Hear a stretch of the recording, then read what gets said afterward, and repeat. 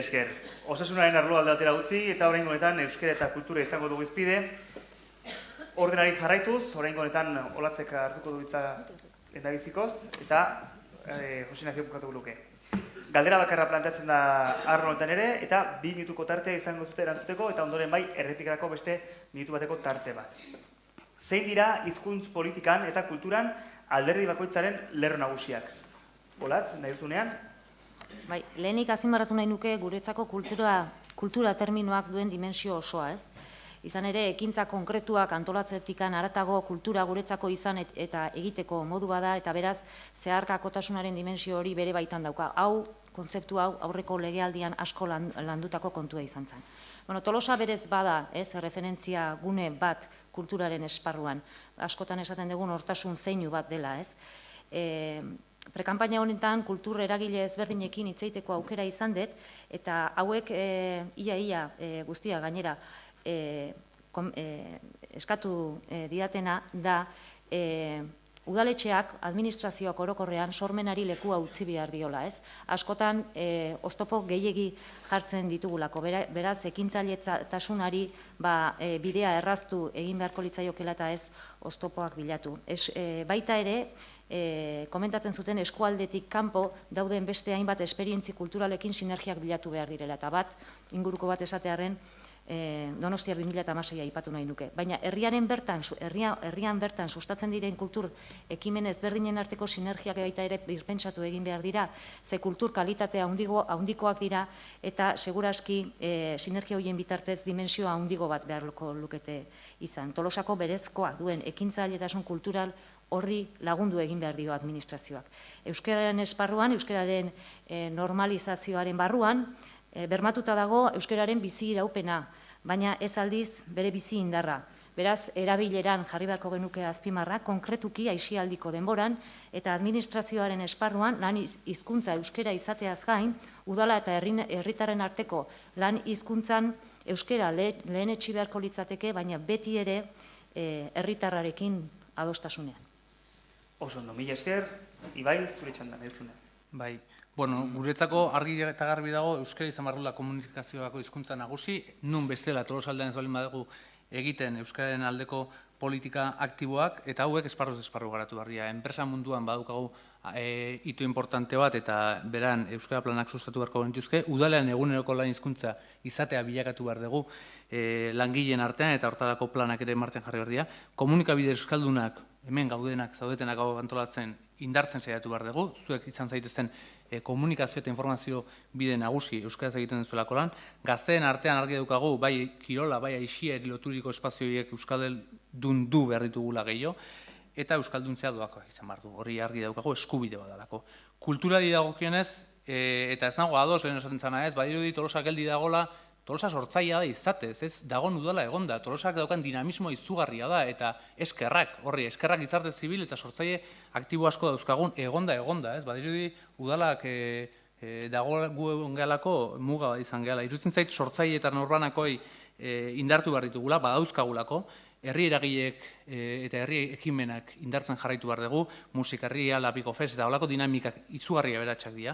Jai batzorde eta kultura batzordeetan herri eragileen parte hartzea areagotu egin behar dugu, 4 urtean lan eginda eta ateak iriki zaizkita hor daude, baina indar gehiago egin behar da. Herriko musika taldeentzat entsegu lokal gehiago behar dira, gauza objektiboa da Tolosan dauden musika talde guztiak ikusita, eta baita San Estebaneko ferialekuak berritze bat behar du, berritze integral bat, kultura, ekintza eta mota ezberdinetako topagune izan dadin. Beraz, iruditzen zaigu erronka bat ditugula, bai kulturari dagoenez, bai hizkuntzari dagoenez, eta biak uztartu zesanik. Zergatik, Tolosak kriston bizitza daukalako, eta bizitza hori udalak bideratu egin behar du. Eta hortan lan egin beharko dago. Oso ondo, mila esker, Peio, nahi duzunean. Bueno, nik duela 4 urte ere gauza bea esan nun, eta euskeran gain. Euskarak ez nau bat ere kezkatzen. Zeren euskerak bere oinarritik bauzka babesa badu, eskola guztitan, ez ikastolan bakarrik, eskola guztitan euskeraz ikasten da. Beraz, datozten gaztek edo derrigorrez euskeraz ikasiko dute, badakite, beraz erabilera hor daukate. Lehen zen problema hori, baina problema hori gainditu dugu. Beraz, nik hor bakoitzak erabiliko du nahi duen bezala eta nahi duenean. Ni ez naiz inor behartzeko. Beste gauza da, eta hortan ados nago, noski, kasu hau, euskerazko zuek komunikabideak laguntzari gabe ezingo zenuteke segurasko egiten duzten lana egin. Eta horretan bai, horretan lagundu behar dugu. Noski, euskera gure hizkuntza dalako ere, euskera ere. Nik gaztelera neria ere konsideratzen bai dut, euskaldunen hizkuntza dela. Bueno, bestaldetik, kultura. Ba, kultura nik Tolosara etorri nintzanean egia esan, kriston sorpresa izan nuen, zeren ni Oiartzundik nator eta Oiartzunek Tolosakin ez du inongo konparazioik. Hemen, hain herri dinamikoa, hemen beti badago zerbait, urte guzian dago. Kulturaldetikan oso herri aberatsa da, mugimendu aldikan oso aberatsa da, eta gainera, Ibaiek esan duen bezalaxe, pertsonen gandik dator indar hori, eta dinamismo hori, ez da? Eta nik uste dut Olatzek esan dula, ados nago horrekin. Pertsonak dira sortzaileak eta pertsonak dira herri bat aurre ateratzen dutenak. Eta nik hoiengan sinisten dut. Instituzioak laguntzeko besteik ez gaude. Oso ondo, mi esker, eta bukatzeko, Jose Ignacio. Bai, hizkuntza politika aipatzearen, lehenengo gauza.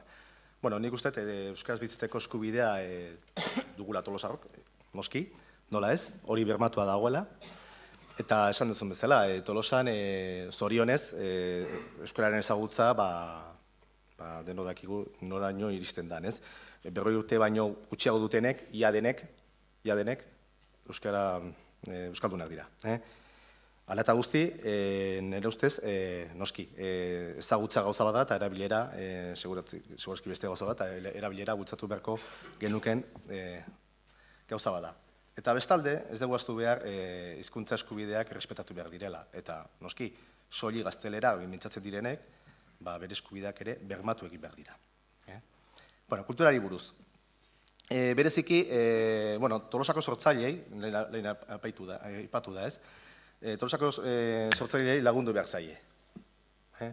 Behintzat, programazio eta laguntza bereziak bultzatuz. Eta ados nago Olatzekin, nik ere, kexak ikusi ditut, ez bakarrik kalean baizik eta noizi behin kultura batzordean.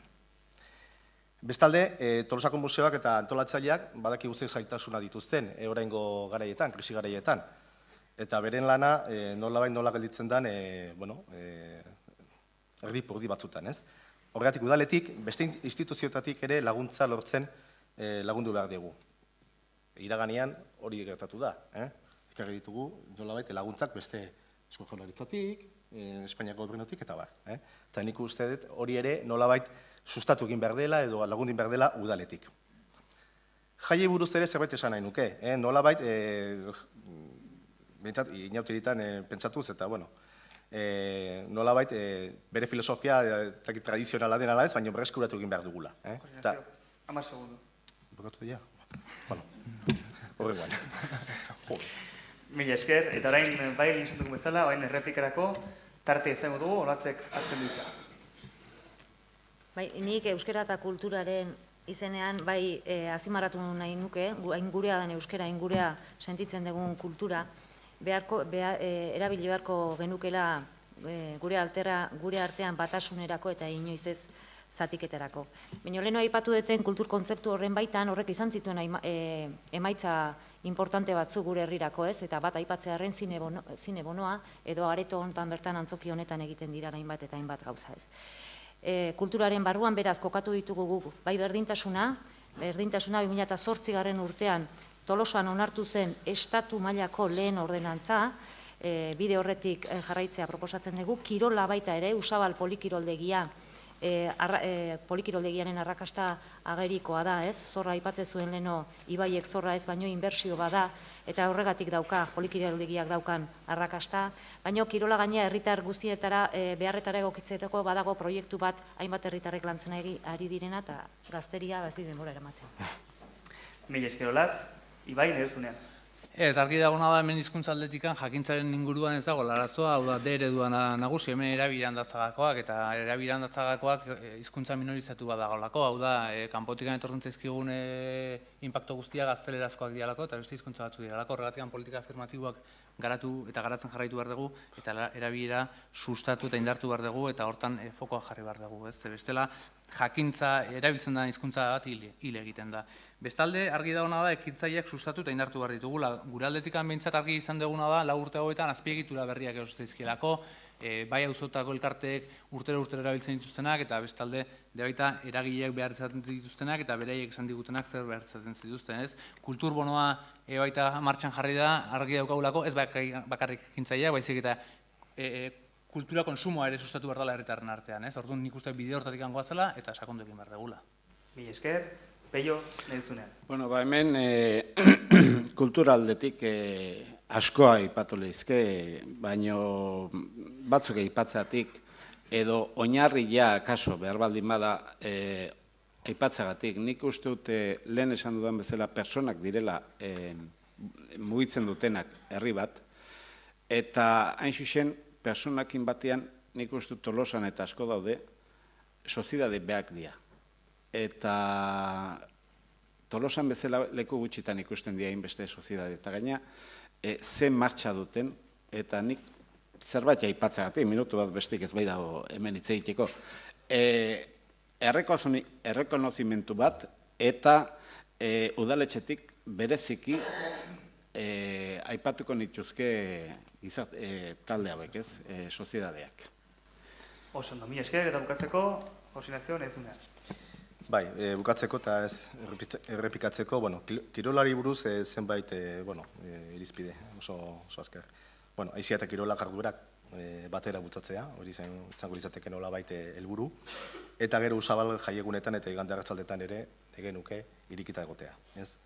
Eta gero lehen aipatutakoa, zezen plaza birmoldaketa, nolabait egokitu behar dugula. Ez bakarrik kirolarentzat, baizik eta kulturarentzat.